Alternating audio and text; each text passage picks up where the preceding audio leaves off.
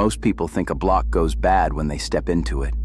Usually, it was already bad. They just failed to read it in time. That is how bad ground works. It does not announce itself. It leaves clues. A bent fence line. One clean path through dust. A door used more than the others. Glass broken in the wrong pattern. A window that should be dead, but still sees too much. That is enough. I don't need a block to confess. I only need it to slip. Right now, I am standing at the edge of an abandoned block. Broken storefronts, dead vehicles, a motel farther down, chain link giving way near a service alley, upper windows stripped out, one stair access still readable from the street. Most people see emptiness. I see a question. Has this place only been ruined, or is it still being used? That is the whole game, because a block can look dead and still be active in all the ways that matter. Before I step in, I want answers. Not all of them. Just enough to keep the ground from solving me first. Tonight I'm mapping how I read an abandoned block before I step into it. Not how I admire it. Not how I loot it. How I read it. Rule 1. My first read happens from the edge, never from the middle. That mistake gets people trapped fast. Because the middle of a block steals perspective, the edge gives me choices.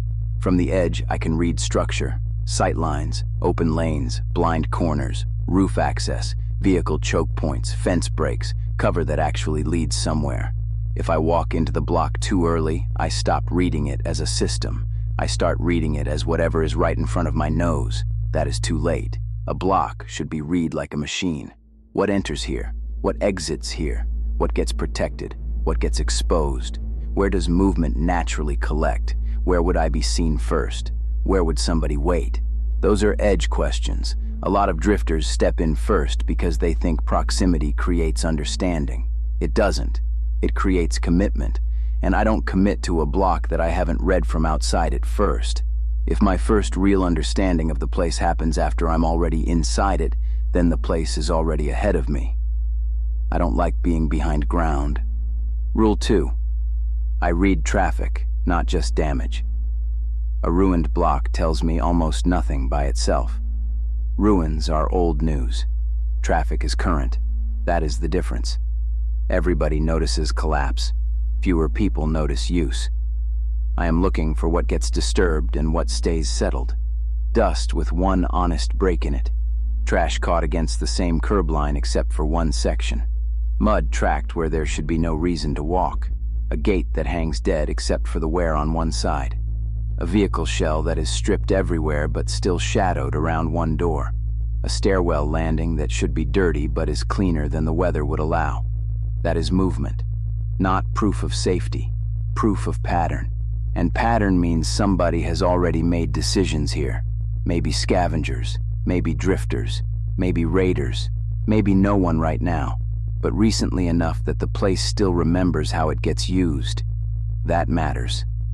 Because I don't step into random ground. Random ground is easier.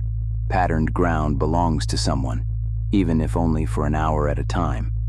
If the block has a routine, I want to feel it before I enter it. Rule 3.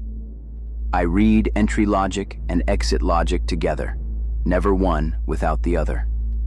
A lot of people ask, how do I get in? Wrong question. Easy entry means nothing if the block closes behind me.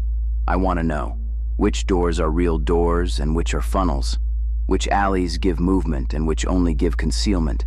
Which fence break is a shortcut and which one is a habit? Where the street narrows, where the parked shells force a body sideways, which staircase gives height and which staircase gives exposure, where I can peel off, where I get pinned. That is block reading. A place with many entrances can still be a trap. A place with one ugly access line can still be workable. It depends on whether movement stays mine once pressure shows up. That is why I care about route logic more than shelter logic this early. Shelter is later. First, I need to know whether this block can be left clean. If I can't leave clean, I don't work it deep. Simple as that. Rule 4. I read the block's lies. Every abandoned block lies a little. That intact overhang that feels like cover. That recessed doorway that feels hidden. That quiet office corner that feels protected. That service alley that feels forgotten. That motel unit that feels enclosed enough. A lot of those are not solutions. They are bait for tired thinking. This is where people confuse visual comfort with tactical value. Bad habit. A place can feel hidden and still be the first place anybody checks. A place can feel sheltered and still trap sound.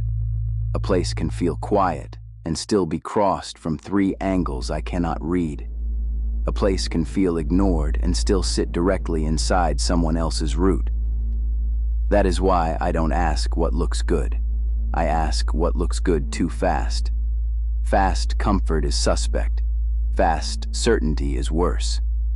If a block offers me an answer immediately, I usually assume the answer is for somebody dumber than me. That thought has kept me out of a lot of bad rooms. Fox rule. If a block looks dead, but the path logic still looks clean, it's not dead enough to trust. That is one of the best reads I know, because real abandonment gets messy in every direction. When movement stays too understandable, somebody is still shaping the ground. Maybe not much, maybe not constantly, but enough. Enough to make the place more than ruin, enough to make it a system. My drift trick is simple. I do a silent 4-part read before I ever cross the curb. Sightline, traffic, entry, exit. Then I ask one last question. What here still makes sense?